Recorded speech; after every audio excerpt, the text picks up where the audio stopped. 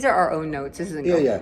So our goal will be to present Ryan with the script for Reddrox issue 1 around the time he completes Hummingbird 1, which I'm estimating is 3 weeks from now. Right.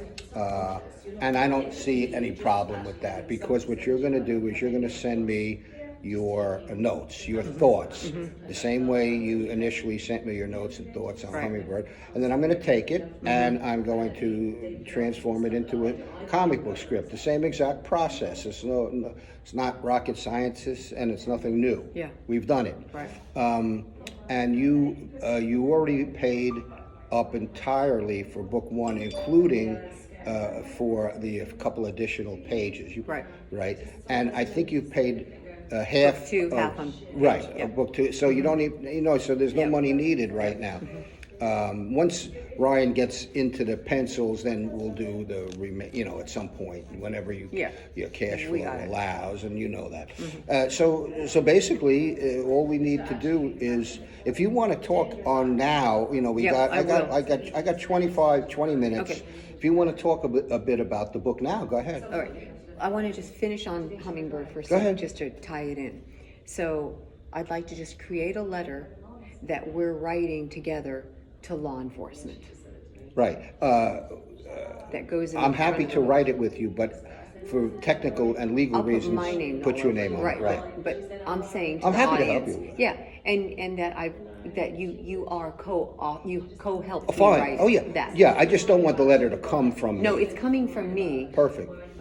So we'll just go that way. Perfect. And I mean, in my opinion, this is what's going to all the governors. Right. Right? So what we're writing law enforcement is why we did this book. Yeah. So that law enforcement knows that they're not alone. Yes. Right. Right? So we can brainstorm a few of those key elements in there. Right. So will you just draft a letter, or your thoughts of the letter, send it to me, and I'll. We'll go that way. No problem.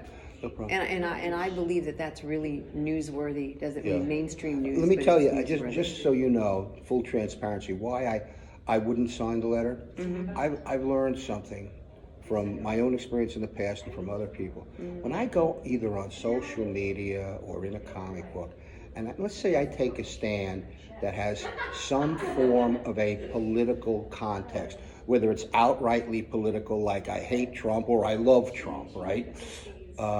I have found that what happens is the negative comes out of the woodwork. Of course. The people that agree with whatever the hell it is you're saying, they don't care. That's great. Yeah. But the negatives. Of course. So We don't need that in your world. my entire career, I have my own opinions on everything, but I don't feel it's in the right context to put it out in the books I work on. Yeah, I want to keep that separate. Right. All I know is that you're helping me with my vision. I'm helping. That's all that matters. exactly right. Okay. So we're good on that. And then any of those when we were talking that you've got some ideas on the marketing side. Oh, I got lots of All right. ideas.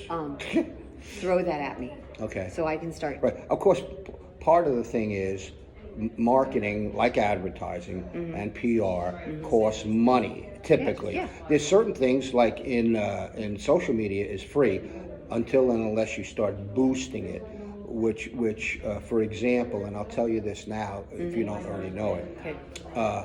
Let's say you put out a post on Instagram, and let's say you have 60,000 followers. No matter how many followers you have, what Instagram does is they only send the post to 10% of your followers. So let's say you have 60,000, it's only going to go to 6,000 people. Why do they do this? So that you have to pay them to boost it, and that's how they make money. Yeah. So whether I'm working a Kickstarter or some of my own Zen stuff or whatever for a client, I always tell them that if we're going to use social media, it's not entirely free because you can't get enough coverage, you can't get enough reach and frequency if you don't boost, and that costs money. But the good thing about social media is the boosting is very inexpensive in an advertising context. I mean, I'm talking $30, $50, $100 as opposed to taking an ad out on 5,000, TV. 20,000, yeah, 100,000. Okay. Okay, one more thing. Could you just, off the top of your head, could you rattle off some of your thoughts on Hummingbird, Yeah, well, other than social media or? well, yeah, the major thing is press releases, because the information contained in them is going to be incendiary, and it's going to get picked up by news people and entertainment people, because the book is entertainment. It's a comic book, Right. but the content is newsworthy. So I've been since the day back in the day when I owned my ad agency in Princeton, New Jersey. I've been a member, and I've retained membership, which is like an annual dues at PR Newswire, which is the preeminent company that disseminates instantaneously, electronically, press releases to everyone, from the New York Times down to the smallest newspapers, right? All the electronic media, the TV stations, radio stations, bloggers, et cetera. And it's a relatively costly service. I mean, it's way costly compared to social media boosting. A typical release with a photo, and you have to always have a visual. In your case, it would be the cover of the book. It costs about $1,500 to $2,000. Okay. But it reaches everybody. Right.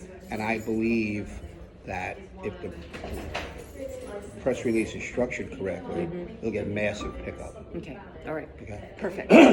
Yeah. Now, and I can pay you to do that, and then also for your time to help me write the press release. Sure. Done deal. Here. Done We got deal. this. Done deal. All right. So, Reddrox. Yeah. They've said for the first one we want to make it kind of like a guide that's really accessible for people. And I said, How do you want me to start with the information? You want me to write it? You want me to do some audio and writing? How would you? You mean how the book? To be able to do even the front page like you did with the Hummingbird, when you wrote the birth of the Hummingbird, the birth of Reddrox. Yes. Well, yeah.